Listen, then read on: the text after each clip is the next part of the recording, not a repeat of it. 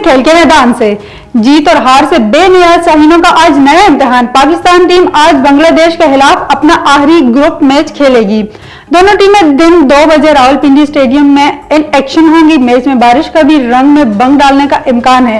रावलपिंडी में बारिश के बाइस दोनों टीमों का प्रैक्टिस सेशन भी मनसूख कर दिया गया है। आईसीसी चैंपियन ट्रॉफी के 8वें मैच में अफगानिस्तान से सनसनीखेज मुकाबले के बाद इंग्लैंड को 8 रन से शिकस्त देकर सेमीफाइनल के दौर से बाहर हो गए।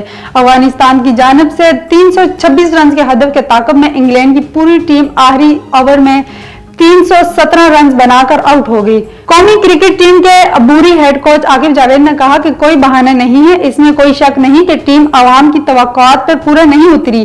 कारकर्दगी पर खिलाड़ी अफसरदा हैं। रावलपिंडी में प्रेस कॉन्फ्रेंस करते हुए हेड कोच आकिब जावेद का कहना था कि टीम सिलेक्शन पर तनकीद की जा रही है। ये वही टीम है जिसने ऑस्ट्रेलिया और जनूबी अफ्रीका के खिलाफ परफॉर्म किया है। हम अक्सर T20 और वनडे परफॉर्मेंस को मिक्स कर देते हैं। तैयब ताहिर ने जिम्बाब्वे साउथ अफ्रीका में अच्छी परफॉर्मेंस दी। साइम अयूब के अनफिट होने की वजह से खुशदिल को लाना पड़ा।